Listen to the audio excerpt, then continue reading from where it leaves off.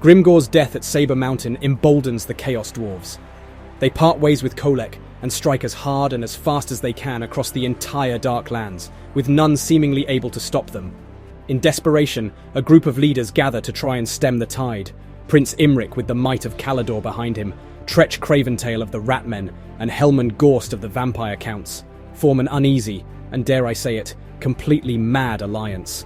With all of their troops and all of their might, they launch a coordinated strike at the Black Fortress, hoping perhaps that they might be able to seize this key stronghold between west and east of the Chaos Dwarves before their northern armies arrive.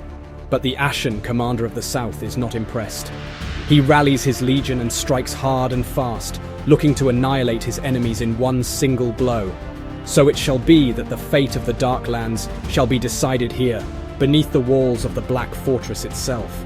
Welcome everyone, Costin here with Drazhoath the Ashen, and his battle against, well, his early game opponents, or mid-game opponents, depending on how you're looking at it.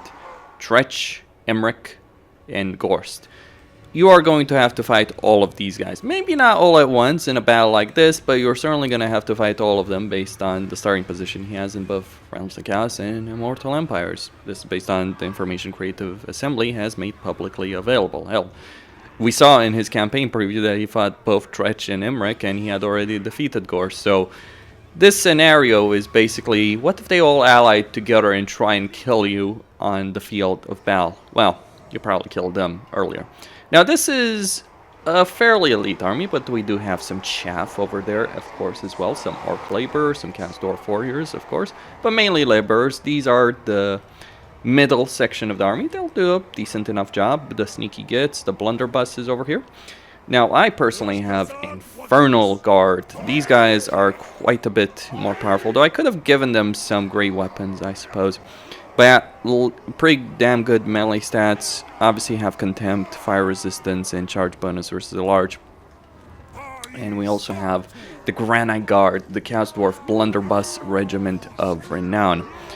These guys get extra range if they're just not moving for a period of time. So they need to stand still for a period of time, and then they'll start doing quite a bit of extra damage.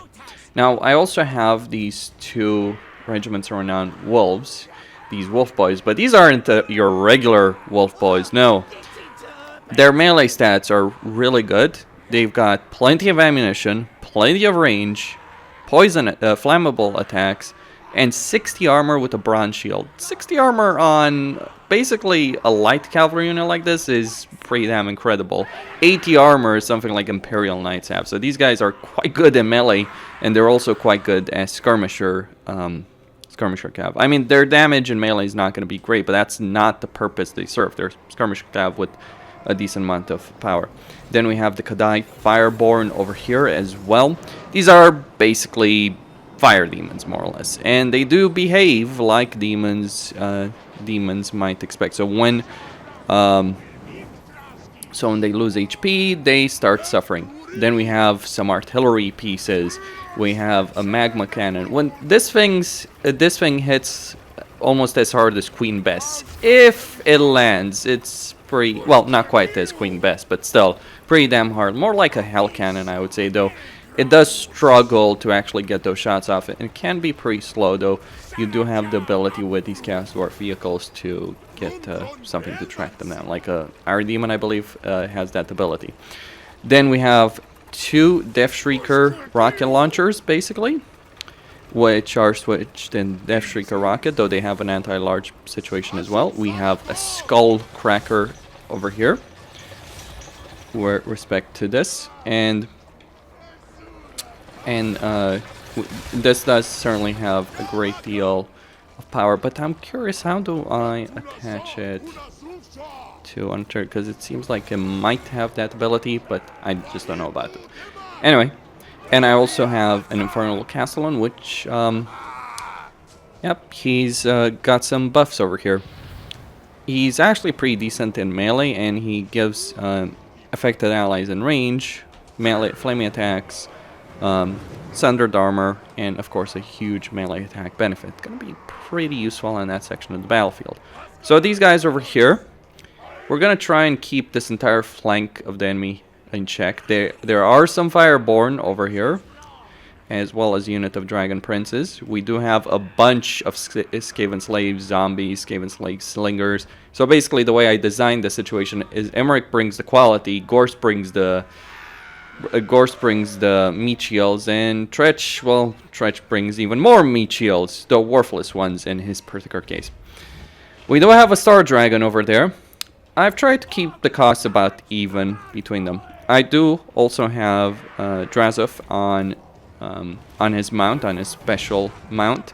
Now, it should be pointed out, Drazhoath himself is like a ridiculous portion of this army's cost. The reason, it's like he's almost 4k on that mount. So, just gonna point out. Then we have an Overseer on another mount over here, on another Taurus. So, yeah, let's get on with it. Like a bunch of zombies, Mortis Engine, Dragon, Crypt Ghouls, Crypt Horrors over there, Imrik on his horse, because by the time you actually face him, he's likely not going to get his dragon. So we begin, and we're going to order every unit to shoot over here. Now the problem is, because of the terrain type over here, I am going to struggle to make headway over here. So let's try and move these guys over here. So the laborers are marching in like the good labor force that they are. And we are going to start attacking over here. I do need to pay attention to those wolves. Just gonna be careful. Let's send the Skullcracker. Artillery coming in. I'm hoping that the artillery will be enough to... Oof. Dragon Princes, you guys got wrecked by those guys over there. Alright, so let's send Drazhoath. He's already going to engage Imrik in that situation. Skullcracker going in. Wolves, though, not doing so hot, are they? Okay, we're gonna deal with that particular unit of Dragon Princes, because I can't just reposition. Well, I can, obviously, but not necessarily the wisest idea. So, let's see what we got with him. Well, let's throw this spell in this massive blob of units. It's gonna be a nightmare for him, I imagine. Alright, one wolf dead. Fireborn breaking through over there. Skullcracker doing its thing.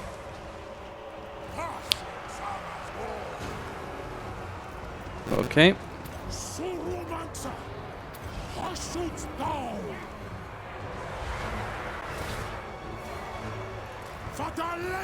Let's try and deal with Imrik. Alright, my wolves are gone. Zombies coming in.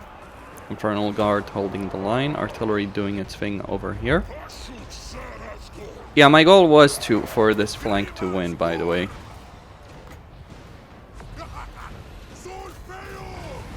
In particular, so Skullcracker is holding its line. Okay, let's start directing some ranged artillery fire right down the middle over there.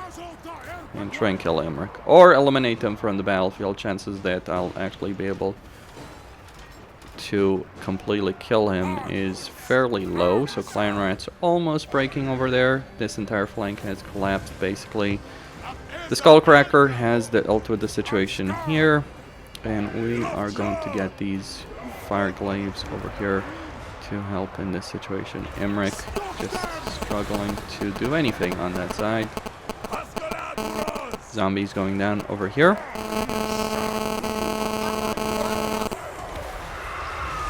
And that would be it for Imrik. We still have the Star Dragon, unfortunately, but we can probably deal with that. Especially if we're supported by the range fire over there. Alright, Imrik coming back in. Let's try and get out of here, because we're not going to be able to stop a dragon.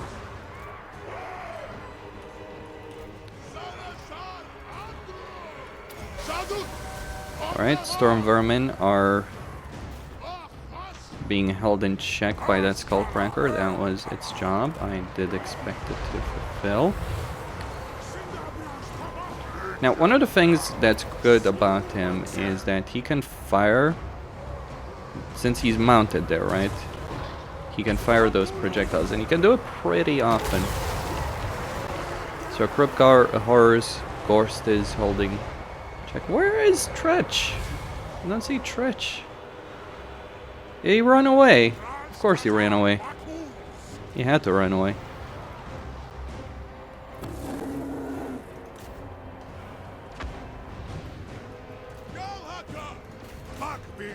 Alright, Infernal Guard over here are going to be able to hold their line. Let's reposition on this side.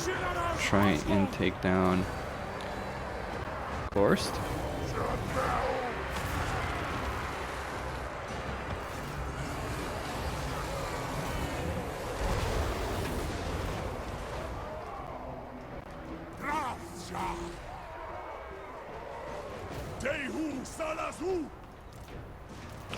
Alright.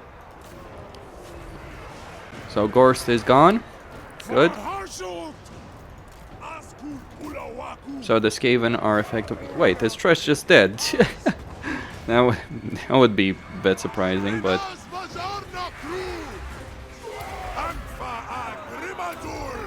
Okay, use his ability there. And we do have a bit of a battle going in there, so let's use that ability there on that side. No, Tretch is alive. Of course he is alive. That would have been... Alright, fire damage going in. And let's try and take down Tretch. Just everything we got thrown against Tretch right there.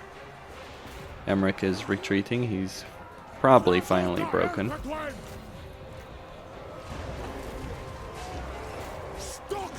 We'll see if Mr. Tretch over here can hold up to us.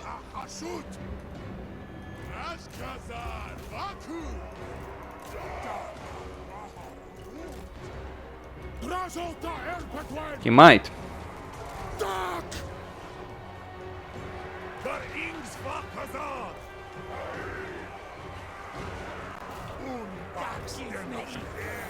He just might.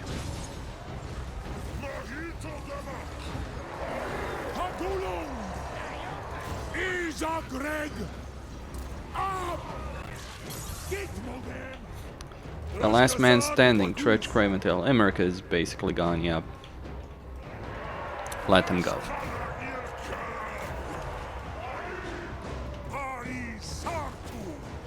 Alright, that's the range being reduced. So it's just down to Tretch, Craventail. Alright, pull these guys back. And try and send our hero. Like, I'm concerned that if I send... There we go. That would be a victory. A bloody victory.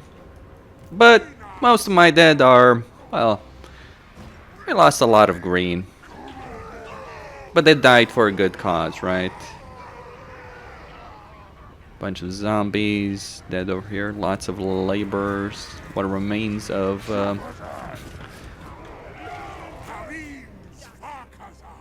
yeah, just a complete bloodbath. On a lot of sides. Skaven slaves. Zombies. Completely eliminated from the field of battle. Yeah. Well, this is how victory looks like. So the laborers died mainly here. Well, a lot of them died mainly. A lot of them died here. So looking at the post-battle screen, my ally lost half its troops. So most of the laborers actually survived. It was mostly the hobgoblin sneaky gets that got whacked. Interestingly enough, he almost died though. For me personally, I lost obviously the Wolf Riders. I lost the Skullcracker, but damn, it did a lot before we went down. The highest casualties, obviously Ghorst's entire army got annihilated over here. Tretch, Craventail, half of it ran away. Look at that. Almost half of it ran away, including Tretch at full HP. Never trust a Skaven. Yeah, gotta love it. And then Imrik, of course, got away, but his dragon didn't get away. His mage got away. His dragon princess got basically blown up, more or less. Signing out. Don't forget to subscribe, like, enable notifications. Stay tuned for more.